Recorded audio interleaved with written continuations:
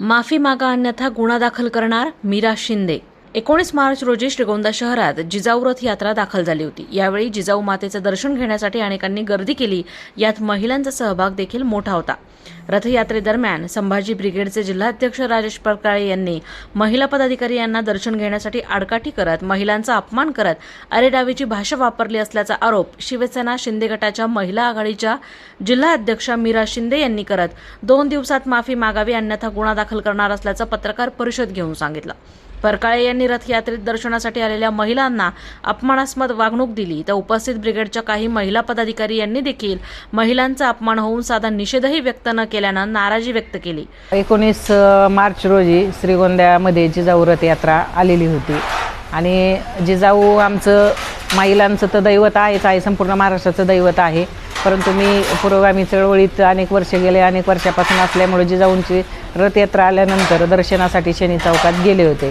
त्या ठिकाणी माझ्याबरोबर अनेक महिला होत्या आणि इतर म्हणजे ब्रिगेडच्या, मला वाटतं जिजाऊ ब्रिगेडच्याही महिला होत्या। ते या सगळ्या महिलांना त्या ठिकाणी सुद्धा ते राजेश परकाळे संभाजी ब्रिगेडचे जिल्हाध्यक्ष, राजकीय संभाजी ब्रिगेडचे जिल्हाध्यक्ष, त्यांनी त्या ठिकाणी सुद्धा महिलांना दर्शन घेऊ दिलं नाही। त्या ठिकाणी गर्दी होईल, ट्रॅफिक जाम झालंय असं करून ओरडून रथ पुढे घेऊन गेले।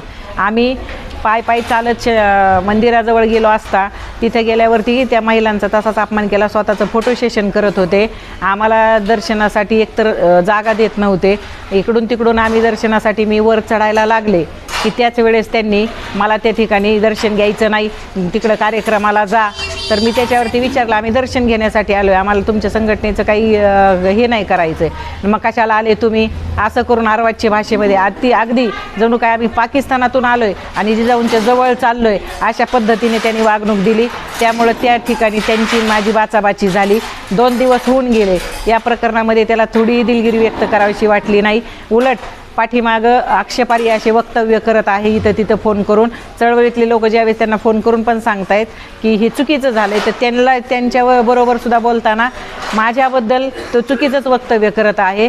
हे घटना घडलेली अतिशय निंदनीय आहे। यामध्ये मराठा सेवा संघाचे महासचिव सौरव खेडेकर स्वतः आलेले होते।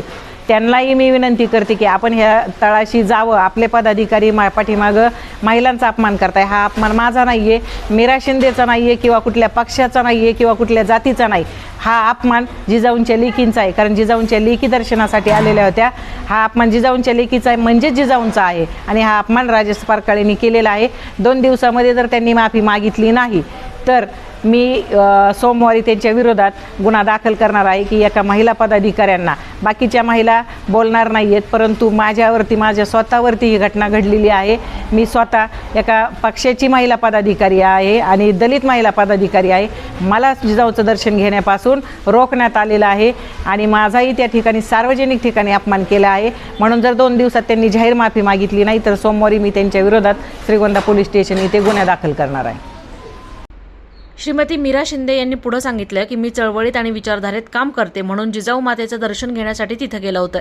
यात्रा श्रीगोंद्यात आली असता जिजाऊ ब्रिगेडच्या महिला पदाधिकारी व इतर महिला यांच्यासोबत दर्शन घेण्यासाठी गेलो असता संभाजी ब्रिगेडचे जिल्हाध्यक्ष राजेश परकाळे यांनी दर्शन घेऊ दिले नाही। नंतर महम्मद महाराज मंदिर परिसरात रथ गेला असता तिथे दर्शन घेत असताना अरेरावी केली असल्याचा आरोप करत हा अपमान माझा एकटीचा नसून समस्त महिला वर्गाचा आहे असं सांगत घडलेल्या प्रकारासंबंधी राजेश परकाळे यांनी 2 दिवसात माफी मागावी अन्यथा गुन्हा दाखल करणार असल्याचं पत्रकार परिषदेत सांगितलंय।